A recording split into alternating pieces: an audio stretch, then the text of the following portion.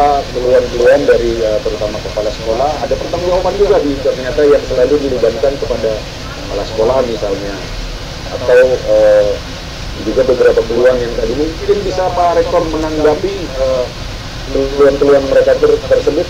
Apa yang bisa disarankan Pak Rektor? Ya, sarannya saya sependapat dengan saran dari Pak Alvin sama kepala sekolah.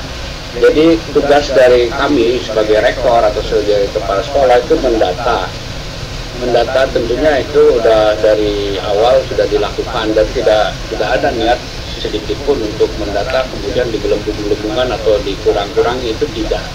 Jadi itu sudah cukup. Ya, kemudian diserahkan kalau di perguruan tinggi diserahkan ke LLDikti dan kemudian ke Dikti. Ya kalau di Dasmen saya pikir ke Dapodik dan sebagainya. Jadi tugas dari pimpinan sekolah dalam hal ini kepala sekolah dan rektor itu tidak terlalu berat karena kan sudah mendata ya. Kemudian datanya kan dibuat sedemikian rupa tepat jumlah gitu ya, sehingga tidak ada error lah gitu. Nah, dengan adanya pola itu maka beban dari kepala sekolah tidak terlalu berat. Namun tentunya sebagai kepala sekolah kita akan tetap mengontrol putra putri kita. Apakah benar kamu menerima itu dan sebagainya, itu wajar. Tetapi dalam sifat monitoring, bukan dalam artian dibebankan ke kepala sekolah atau ke rektor ya gitu ya. Ya apalagi misalnya di daerah yang cukup jauh ya, yang tentunya kompleksitasnya lebih tinggi lah. Cuman secara nasional saya setuju, nggak usah terlalu banyak dibebankan kepada kepala sekolah atau rektor di dalam proses berikutnya. Yang penting kepala sekolah dan rektor itu sudah melakukan pendataan secara benar itu. Nah kalau nanti ada mahasiswa yang belum dapat, itu tentunya rektor akan cek lagi kenapa belum dapatnya, apakah karena dia belum terdaftar dulunya, tidak ada NIM-nya gitu, ataukah memang HP-nya berubah nomornya gitu. Itu kan masalah yang relatif tidak akan banyak, sehingga dia akan kita bantu lagi untuk pendaftaran tahap berikutnya gitu ya. Jadi jangan beban itu semuanya di pundak kepala sekolah gitu. Saya merasa terlalu berat karena tugas kepala sekolah itu menjaga berjalannya proses pembelajaran kan gitu. Kalau di perguruan tinggi apalagi kan menjaga tridharma kan juga. Tridharma kan kita harus kita kaji, kita kontrol kan. Jadi kalau beban masalah pulsa ini juga dikirimkan ke pimpinan perguruan tinggi atau pimpinan sekolah, itu menjadi tidak terlalu bijak, yang menyebabkan nanti BPK akan masuk gitu ya, atau KPK akan masuk gitu ya, padahal kita hanya menjalankan pendataan. Sebaiknya dijaga di situ aja dengan catatan tetap kita akan menanyakan kepada siswa-siswi kita atau mahasiswa-mahasiswi kita apakah semuanya dapat, kemudian bagaimana kualitasnya ya, kita itu akan bantu ya. Kualitasnya gimana nih, misalnya provider ini ternyata ada masalah, nah itu kita sampaikan. Tapi beban bukan di kepala sekolah atau rektor gitu ya. Karena kalau beban di kemarin nanti saling tanggung jawab, itu kan urusan sekolah tuh, urusan rektor ya. Akhirnya lepas tanggung jawab dan akhirnya bisa saja kepala sekolah ditanya BPK gitu ya. Yang dia tidak tahu banyak, tanya-tanya BPK. Lebih baik bungkus, jangan ada beban dikirimkan ke kepala sekolah dan ke rektor. Sejauh dia sudah mendata. Kalau mendata itu sudah mungkin sekarang ini 70-80% lah rata-rata. Sampai tanggal 10 ini saya yakin udah 90 atau 100% gitu. Di sekolah juga begitu. Kalau begitu data udah rapi, kirim, udah. Nah kita jaga yang kita kirim itu benar-benar dapatnya gitu. Sehingga tepat jumlahnya gitu. Nah nanti tepat gunanya kita akan cek benar nggak dia dapat itu, dan juga benar nggak itu providernya memberikan fasilitas sesuai dengan ketentuan sebesar 35 GB itu atau 50 GB. Itu kita tentunya monitor aja, bisa random check gitu, bisa di random check. Tapi itu dalam rangka meningkatkan mutu pelayanan pendidikan gitu ya, sesuai dengan tupoksinya kepala sekolah. Tapi bukan dalam rangka dikontrol dia gitu. Kalau dia dikontrol, akhirnya dia nggak ngurusin apa-apa, nggak ngurusin pulsa aja tiap hari gitu. Padahal pendidikannya banyak sekali pekerjaan rumahnya itu. Ya gitu aja kalau saran saya, simpel aja gitu. Ya, bila mana ya pulsa ini sudah menjadi kesepakatan kebijakan gitu ya.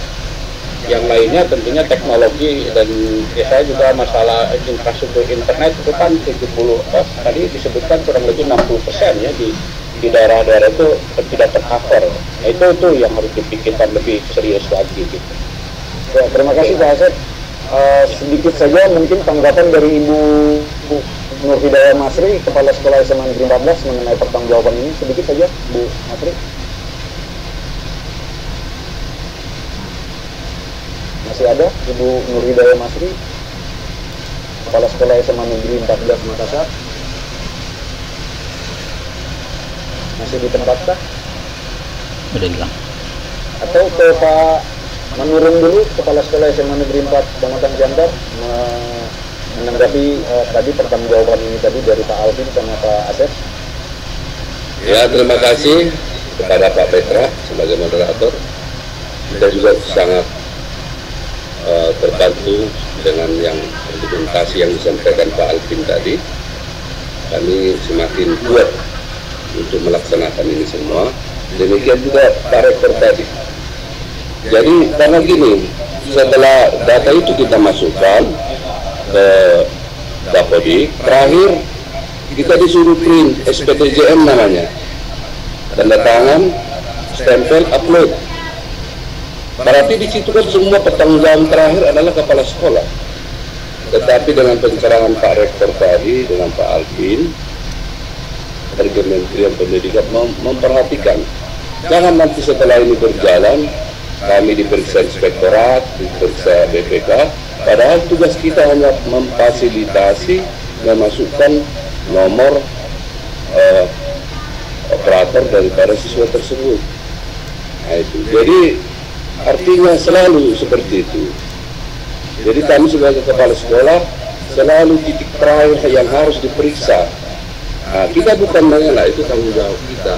Kita juga bersyukur ini ada bantuan kuota untuk siswa dan guru, sehingga anggaran yang sebelumnya untuk kuota bisa kita gunakan untuk fasilitas lain, untuk persiapan nantinya kita bisa belajar tatap muka. Jadi kami sebagai kepala sekolah, karena ini banyak kepala sekolah mengikuti webinar kita ini, kami berharap karena ujung-ujungnya nanti, semua kembali kepada kepala sekolah. Tapi dengan penjelasan tadi, jangan kami dibebani, kenapa lelet, kenapa begini, itulah kami yang nanti nggak tahan. Karena selama di Indonesia ini nampaknya asal berbentuk bantuan, selalu yang memberikan data itu yang dipersalahkan. Tapi kami sebagai guru, kami harus berlaku jujur, kami juga terbantu dalam hal ini. Kami siap untuk itu. Dengan penjelasan tadi, semoga teman-teman kepala sekolah pun makin kuat untuk melaksanakan ini. Terima kasih. Terima kasih Pak Manurung. Terima kasih untuk seluruh pembicara yang telah hadir pada saat ini. Untuk waktunya sudah sampai kepada ujung acara ya di pukul 17 waktu Indonesia Barat. Kalau di Makassar sudah memasuki di pukul 6 sore. Sekali lagi kami mengucapkan terima kasih kepada seluruh pembicara pada saat ini. Yang pertama adalah Bapak Fajrul Rahman, staf khusus bidang komunikasi dan juru bicara Presiden. Kemudian Bapak Syarul Huda, Ketua Komisi 10 DPR RI. Profesor Insinyur Nizam, Dirjen Pendidikan Tinggi Kemendikbud. Bapak Alvin Lee, anggota Ombudsman RI. Profesor Henry Subiakto, staf ahli Menteri Komunikasi dan Informatika. Bapak Profesor Dr. Insinyur Asep Saifuddin MSc, Rektor Universitas Al-Azhar Jakarta, Jakarta. Terus yang kemudian Bapak Dr. Ono Purbo, Pakar Teknologi Informasi. Terima kasih Pak Ono. Ibu Nur Hidayah Masri, Kepala Sekolah SMA Negeri 14 Makassar. Terima kasih Ibu Nur Hidayah. Bapak Rudolf Barmen Manurung, NTB, Kepala Sekolah SMA Negeri 4 Kota Pematang Siantar, Sumatera Utara. Terima kasih Pak Manurung. Bapak Muhammad Idris, orang tua siswa di Makassar, Sulawesi Selatan. Terima kasih Pak Muhammad Idris. Dan terakhir, terima kasih untuk pembicara Ibu Nuria Maris, orang tua siswa di Padang, Sumatera Barat. Untuk selanjutnya saya serahkan kembali kepada host Mbak Kori. Silakan Mbak Kori.